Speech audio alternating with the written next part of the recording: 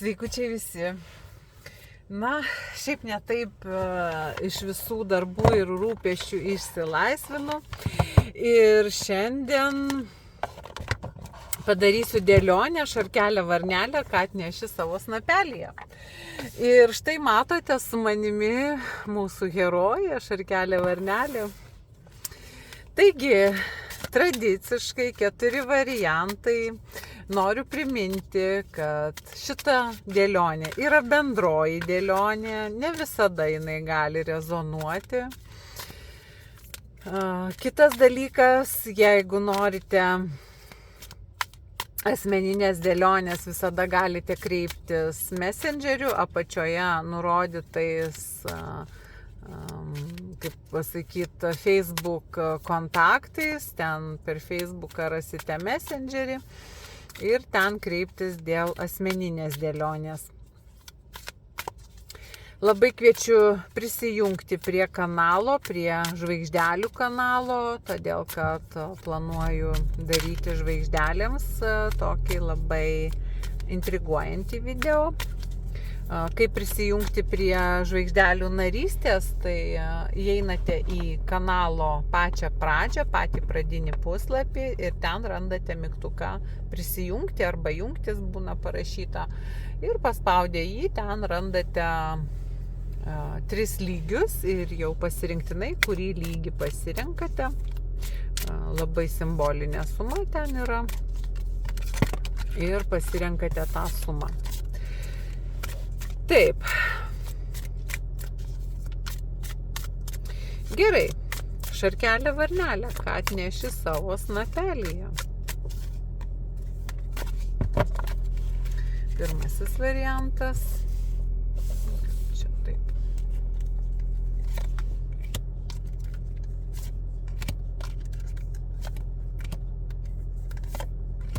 Antrasis.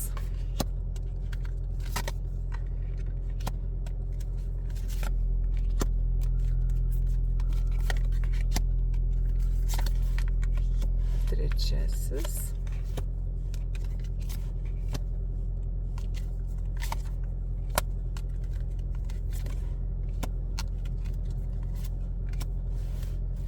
Ir ketvirtasis.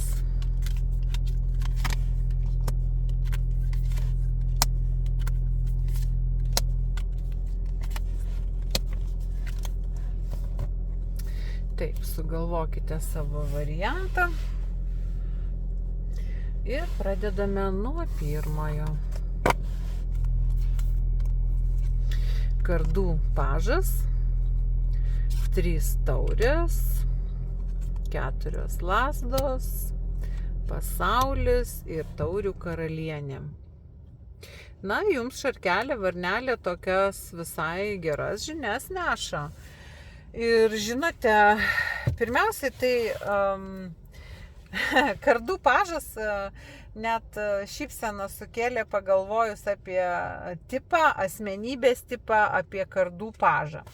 Galimas dalykas, kažkas jūs stebi, kažkas jūs seka, ar tai tinkluose kažkur tai socialiniuose, o gal kasdien kažkur mato jūs einančią ar važiuojančią į darbus, pavyzdžiui, arba tiesiog gal kažkur tai bendraujate ir esate stebimi, ar stebima, ar stebimas, priklausomai kas žiūri, ar vyrukai, ar mergaitės. Ir netgi, sakyčiau, esate šnipinėjamas, bet tuo geruoju motyvu, tuo geruoju, kaip čia pasakyti, užmoju, nes su jumis planuojamas kažkoks tai jums, ar tai pasiūlymas. Ir vat turite iš tikrųjų kažkokį gerbėją, kuris norėtų su jumis turėti ryšį, turėti smagų ryšį, gal netgi norėtų visiškai pakviesti jūs kažkur pasilinksminti, o gal ir dalyvausite Galimas dalykas nusišviečia ir kažkoks vakarėlis, kažkokios linksmybės, kur sutiksite savo žmogų, bet čia kortos konkrečiai nepasako, ar tai bus žmogus, galbūt tai bus kažkoks įvykis. Galimas dalykas tai kažkoks tai įvykis pasukantis jūsų likimą į tą sėkmingąją pusę. Gali būti tai, jūs galite būti stebimas netgi darbe, savo darbuose, darbinėje veikloje ir gausite paaukštinimą, kas jums suteiks labai tokį sėkmingą, tokį stabilumo jausmą, pakilėjimą ir džiaugsmą savaime, aišku. Nes 4 lazdų korta ir parodo tą tokią stabilę būseną ir džiaugsmą, didžiulį džiaugsmą, harmoniją dėl tos būsenos, netgi klestėjimą arba, jeigu tai darbinė veikla, tai pavyzdžiui gali būti ir kažkokios veiklos užbaigimas, toks vainikavimas, džiaugsmingas finalas, sėkmingas finalas ir pasaulis jums atsiveria naujos galimybės. Galimas dalykas, jeigu čia jūs gaunate kažkokį paaukštinimą arba kažkokio naujo darbo pasiūlymą, kas padeda įgyvendinti jums jūsų sumanymus ir patirėte garantuotą sėkmę. Tiesiog tarsi kaip koks apdovanojimas jums čia ateina.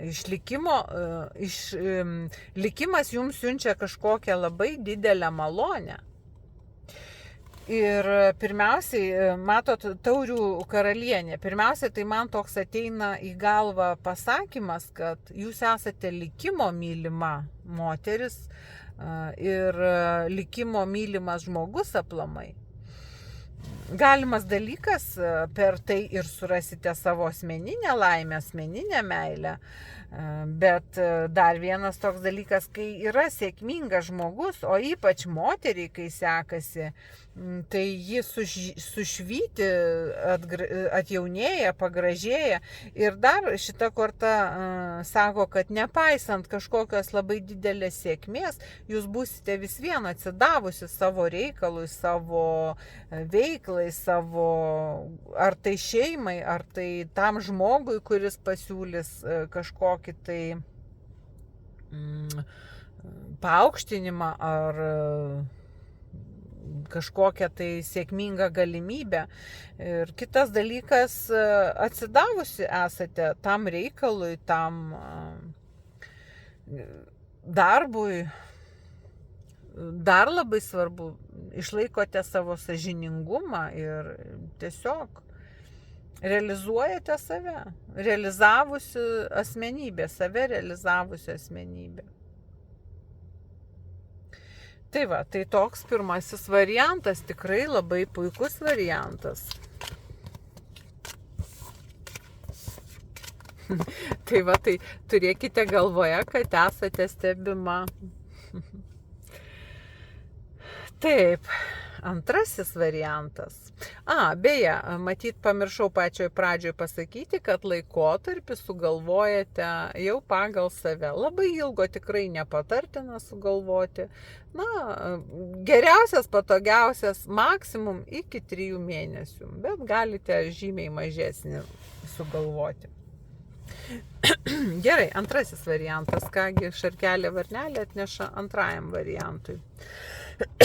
Imperatorius, aukščiausioji žinė, 2 kardai, 4 taurės ir kardų tūzas. Oho, ir porelė iškrito.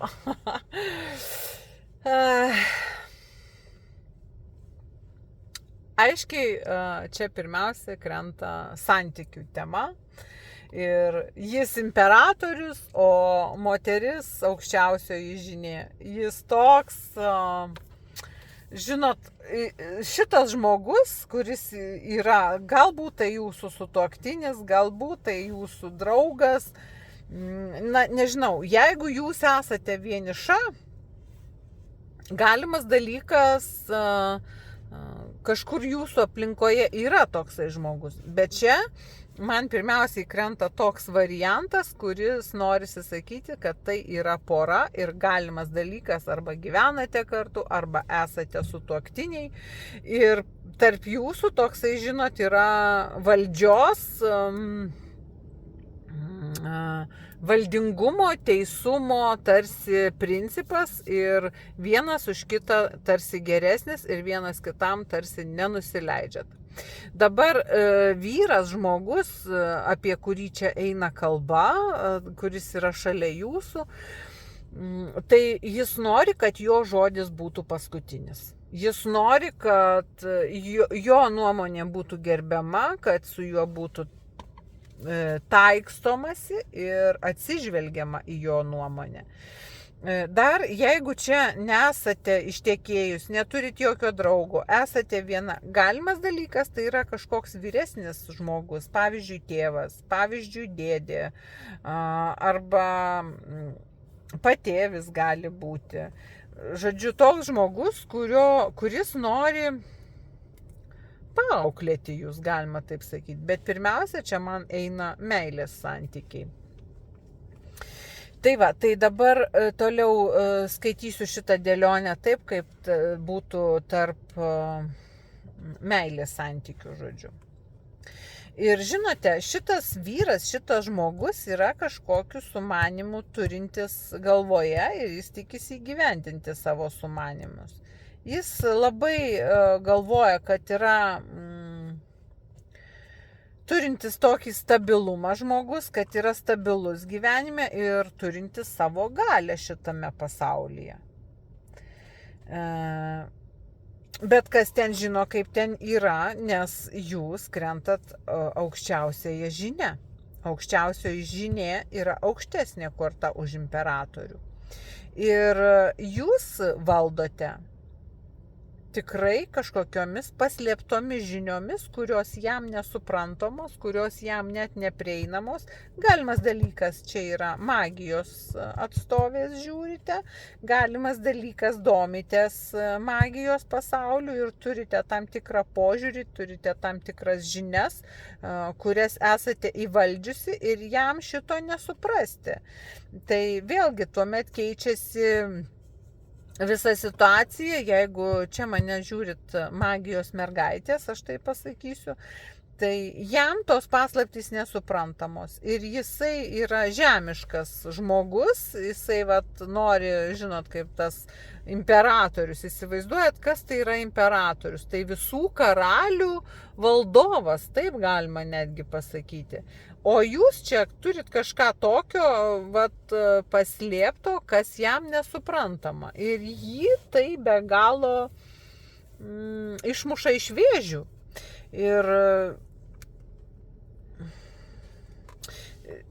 Bet jis labai domisi jumis. Labai taip, žinot, jis gali ir neparodyti, kad jis jumis domisi, bet jis labai domisi jumis. Bet jis taip, matot, netgi kortos, vienas nuo kito nusisukė, kortos iškrito. Tai jisai neparodo, jisai netgi gali vokčiomis stebėti, sekti, žvilgčioti, domėtis, kad jūs nepagautumėt jo žvilgsnio. Jis gali tiesiog paprastai, elementariai nužiūrinėti jūs, bet kad jūs nepagautumėt jo žvilgsnio. Ir jisai iš tikrųjų turi tokią pagarbę atsargą į jūsų pusę, tokį nepaaiškinamą, netgi pagarbų, šiek tiek baimės jausmą, gal čia per drąsiai pasakyta baimės jausmą, tokį, žinot, tarsi atsargą pasilikęs. Negali tarsi perkasti jūsų, nes jūs per kietas riešutėlis jam. Nors jis koks kietas bebūtų ar iš savęs įsivaizduotų, bet jūs žymiai už jį kietesnė. Ir dėl to yra toksai vibravimas, tiesiog ore jaučiamas vibravimas ir tas balanso ieškojimas. Ir šituo periodu gali būti toks dalykas, kad spręsis tarp jūsų kažkoks klausimas. Abudu esat labai ištvermingi, labai užsispyrę, labai turintys savo nuomonę, bet kad tarp jūsų atsirastų ta toks aiškumas, tokia harmonija, vat reikia išlaukti tam tikrą periodą ir tarsi turėti, vat, kaip sakiau, tą tokią atsargą, išsaugant atstumą tarp savęs ir to žmogaus.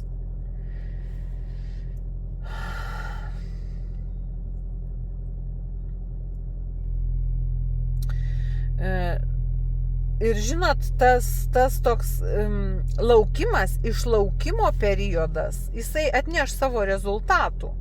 Ir duos, kaip sakyt, žmogus galimas dalykas galvoja apie kažkokį pasiūlymą, jis gali pateikti kažkokį pasiūlymą, bet, žinot, vat, kaip čia labai gražiai pavaizduota, arba jam galima kažką siūlyti ir jisai tarsi toks apatiškas, tarsi pavargęs nuo visų tų galvosukių ir jam neprieinamų paslapčių, jį išvargina. Vat ypatingai šito periodo ribose jisai jaus tokį tarsi nuovargį, tarsi apatiją, tarsi jis norės atstumti jūs. Galbūt jūs suteiksit kažkokį šansą jam, galbūt jūs pasiūlysit jam kažką, bet jis tarsi atstumiančiai sureaguos. Arba atvirkščiai, gali jisai jums siūlyti, bet jisai pats siūlys ir netikės su savo tokiu ryžtu, savo sėkme. Bet žinot, aš pasakysiu taip, kad tas harmonijos siekimas, jeigu nesvarbu, bet kuris žengsite žingsnį kažkokį, kad ta trintis, ta tokia pusiausvyra atsistatytų, dingtų ta trintis, bus pasiektas laimėjimas. Bet tam reikės įdėti daug pastangų ir drąsos pirmiausiai. Nes per savo nuomonės tvirtumą, per tokią jėgą, savo asmenybės jėgą, jūs patirsite savo pergalę. Jeigu tik tai kažkur susviruosite, tai, ta apatija jūs nuneš į tą upės dugną. Negalima. Reikia veikti, reikia drąsiai, reikia savim pasitikėti ir bus viskas gerai. Tai yra jėgos triumfas, o jėga tai pirmiausia yra valios jėga, tai yra asmenybės stiprybė, asmeninės savybės. Ir viskas gerai, šitas periodas užsibaigia sėkme ir pergalė. Dar kitas variantas, pavyzdžiui, jeigu tai yra veikla, kažkokia jūsų darbinė arba kažkoks projektas, vėlgi, kažkokia tarsi trintis iš pradžių, tarsi sunkumas, tarsi niekas nesidaro, tarsi kažko trūksta, tarsi neįkandamos kažkokios paslaptys atsiranda, kažkokios kliūtis ir jūs ieškote sprendimo, ieškote kažkokių būdų, tarsi kažką darote, bet vėl atsidurėte toj baloj. Bet įdėjus pastangas atsiranda įdirbis, atsiranda kažkokia inercija ir tada tos pastangos yra apvainikuojamos ir tada klestėjimas atsiranda. Tai užsibaigia labai puikiai. Sunkus, sudėtingas laikotarpis jūsų sugalvotas, bet jisai sėkmingas. Ir čia eina imperatoriškoji stipri energija, dominuojanti energija. Nors jūs esate kaip moteris stipresnė už vyrą, bet ta imperatoriškoji energija bus dominuojanti šį laikotarpį. Taigi, kągi trečiajam variantui atneš šarkelė varnelė. 8 lazdos, lazdų riteris, 5 lazdos, 9 taurės ir šventikas. Aha. Įdomus čia periodas laukia ir įvykiai tuoj pradės griūti, kaip, žinot, kaip toj pasakoj dangus griūva ant kiškelio uodegėlės. Tai įvykiai prasidės tuoj pat, neužilgo ir jau jūsų sugalvoto periodo pradžioje. Žodžiu, visas veiksmas, jūs visą tą energiją, judesio, dinamikos energiją pajusite iš karto. Ir lazdų riteris, jisai čia greičiausiai rodo jūsų draugą, jūsų vyrą, jūsų porą. Gali rodyti. Jisai imsis kažkokių veiksmų, bet tie veiksmai jums nepatiks. Galimas dalykas, jis arba jums siūlys kelionę, arba siūlys išvykti kažkur, arba atvykti, arba jums pasiūlys gal netgi pakeisti gyvenamą vietą, arba kažkur tai iškeliauti, arba pats norės kažkur iškeliauti. Bet tas tarp jūsų sukels nesutarimus, konfliktus. Žodžiu, išsiskirs jūsų nuomonė. Jūsų antra pusė greičiausiai arba tiesiog įvykiai, galbūt jūs ir neturit antros pusės, tarkim, tai tie įvykiai, kurie vyks šalia jūsų, netenkins jūsų. Jums kels kažkokį diskomfortą, jums kels kažkokį tokią trintį ir tiesiog kils prieštaravimai.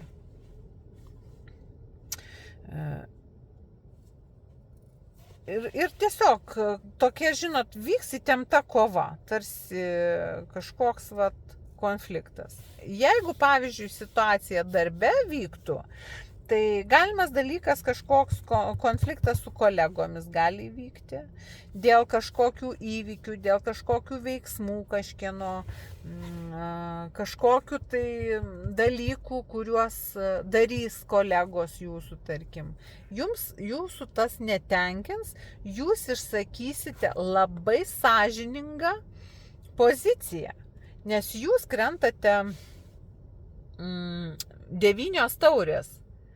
Jūsų tokia pozicija labai užtikrinta, ambicinga ir pasitikinti. Svarbiausia, teisinga ir sąžininga. Ir jūs žinosite, kad jūs esate teisi, kad jūs pasitikite savimi ir esate patenkinta tuo, kas esate ir patenkinta dėl to, kokią poziciją atstovaujate. Dar kitas dalykas, jūs sugebėsite pasiekti savo pergalės, savo pranašumo ir pasiekti palankaus finalo vienareikšmiškai, nes krenta šventikas. Ir kokia tai situacija bebūtų. Galimas dalykas jums gali būti, tarkim, pavyzdžiui, pasiūlyta kažkoks tai planas, kuris jūsų netenkins, bet jūs sugebėsite tą planą apsukti taip, pagal save ir pasiekti pritarimo. Tiesiog pasiekti pritarimo iš tos priešingosios pusės.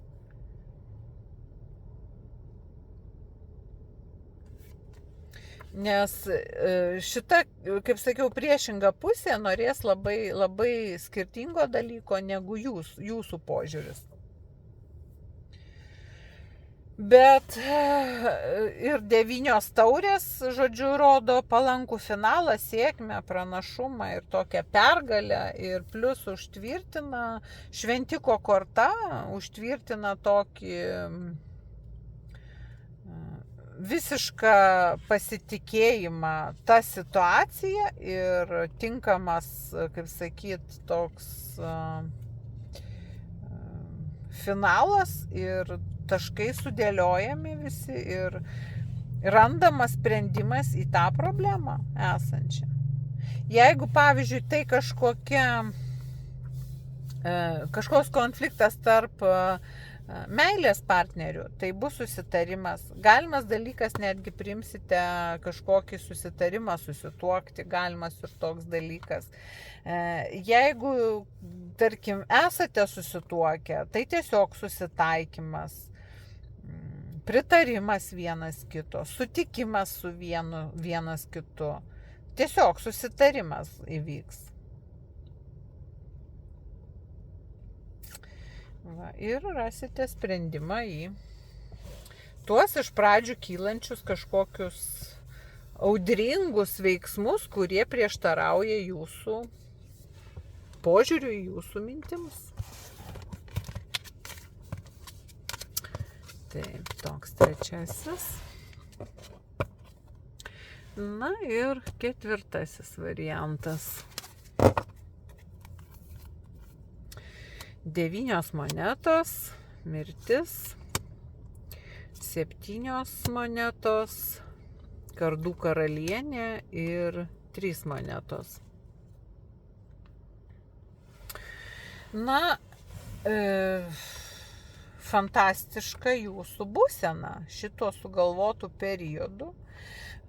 Žodžiu, esate tokioj būsenoj, kai esate pasitikintis savimi, sėkmingas žmogus, saugiai besijaučiantis ten, kur esate tuo, kuo esate.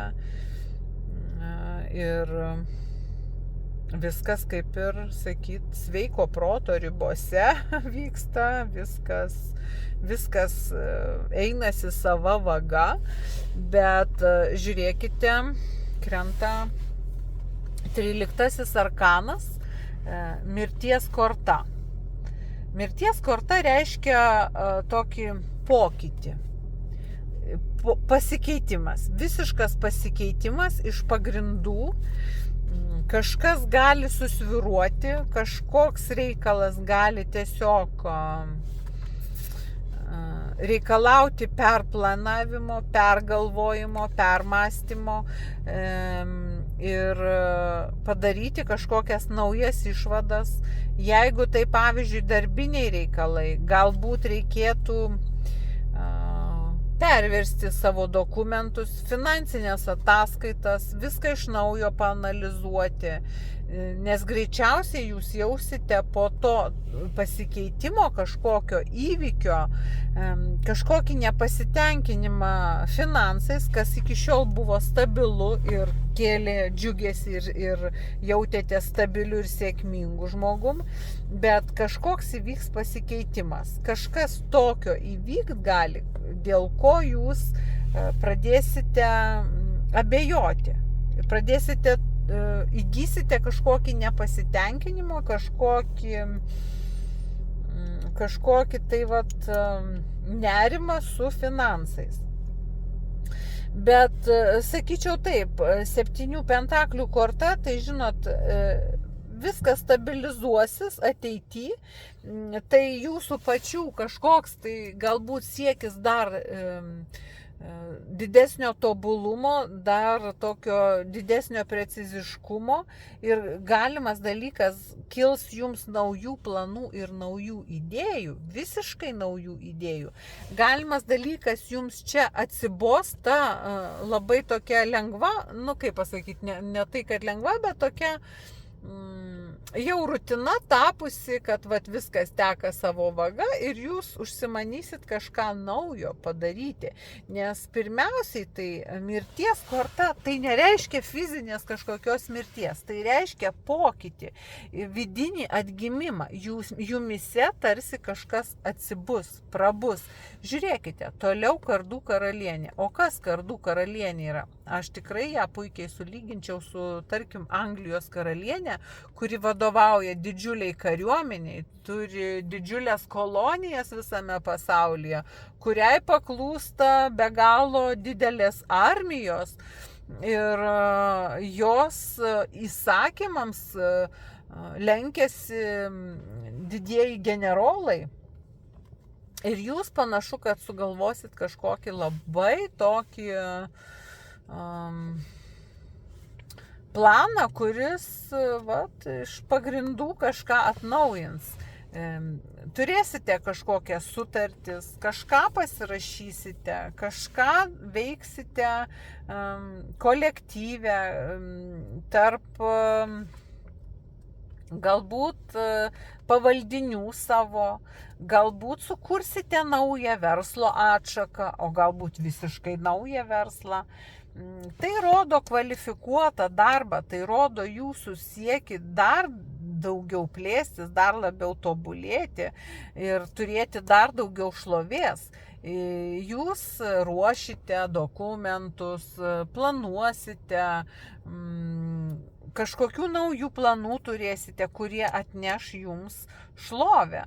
Taip, kad dirbsite išsijuosę, nes tiesiog šiaip savo gerai gyventi, ramiai gyventi ne jūsų būdui, nes jūs kardų karalienė iškritot. Jūs norėsite permainų ir netgi galėčiau sakyti, tai jūsų pačios ar jūsų paties sugeneruotos permainos, nes jūs norėsite dar daugiau pasiekti, dar daugiau padaryti ir panašu, tai jums sekasi, jūs tą sugebate. Šaunu. Tai toks 4. variantas. Ir tokios naujienos, tokios žinios jūsų sugalvotam periodui iš mūsų Šarkelės varnelės. Sėkmės, iki.